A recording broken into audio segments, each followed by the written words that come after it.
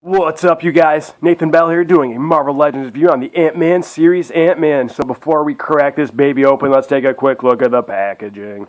So at the very top it says Marvel Ant-Man. That's the Ant-Man movie logo.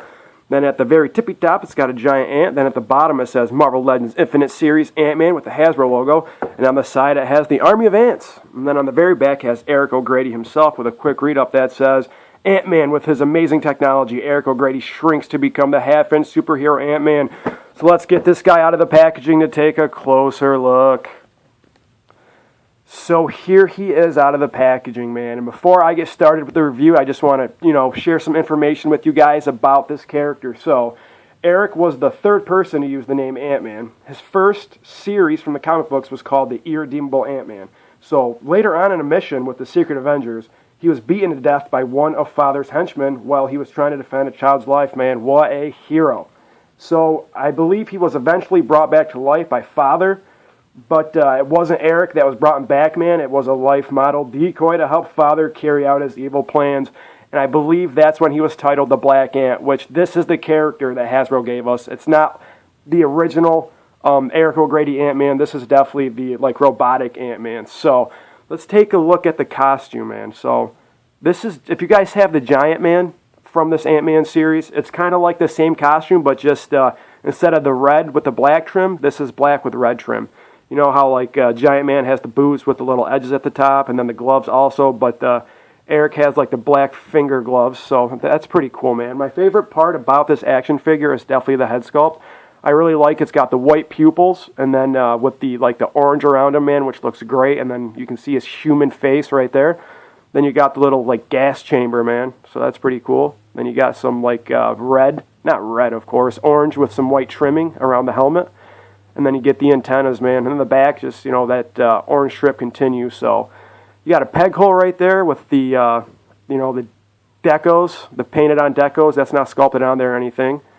He's got this not removable, but you can move it up and down, man. I believe that's where he puts the pin particles. Don't quote me on that, but you can move this however you want it to. It's not sculpted into the figure, and it's most certainly not painted on like Giant Man. What a letdown that was, huh?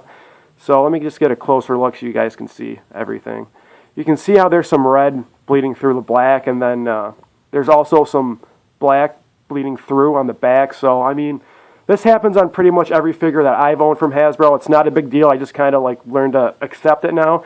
And I'm sure you guys have noticed that this is definitely the Pizza Spider-Man mold. How you can see the socket joints in there that move in and out. So I like it, man. It's a great mold. When I first saw this figure, I thought he was too skinny because I wasn't familiar with him. But then I did some research, and he's actually this skinny. So this is pretty spot on. If you guys just type in Black Ant, a picture will come up, and it couldn't have been more spot on than what Hasbro did for us. So let's get into some quick articulation. So his foot can go up about that much. Come on, okay. And then it can go back that much. And then it does have ankle pivot. So he has a double jointed knee. And then he also has a thigh swivel. His leg can kick up about that far, and it goes back that far. And then he can almost do a full split. So his belt doesn't get in the way at all. So you can move that up or down or right in the middle, which I'm going to display it with. He is on a waist swivel that can do a full 360. He does have an ab crunch that goes down about that far and goes back about that far. His wrist can do a full 360, and it's also on a hinge, so that can go up, down, or side to side. He has a double jointed elbow, and then he also has a bicep swivel. So his arm is in that socket joint, so that can go back about that far, and then it can go inward about that. So his arm can go up that far, and it goes down that, and it can't do a full 360 because of the socket joint. So his head can go down that far and go up about that much, and it does do a full 360. Yeah, so his head is on the ball joint with the hinge in it. So I really like that, man. I really like how they did that. I really like the ball hinge joint. So let's do a little quick size comparison. So here is Giant Man. So you can see what I was talking about earlier on in the video is that their suits are kind of the same, but not really though. They're just kind of opposite colors. The boots and the gloves. So I definitely like Eric's costume better. I like the single sculpted belt that isn't attached to the figure. I'd really prefer this over this painted on piece of crap pretty much. Not crap, man. I like Hank Pym, but I wish they would have actually gave him a belt instead of just painting it on. So here is Scott Lang's Ant-Man from the movie. So that's pretty cool, man. They scale pretty well in my opinion. It's so hard to get this Scott Lang to stand up. He just falls over. And then here he is next to the Build-A-Figure Ultron. And I can't even get Ultron in the shot, man. He is just far too big. So I hope you guys enjoyed my video. If you did, please hit the like button. And if you want to see more of my videos, please hit the subscribe button. And I will see you guys next time. Peace.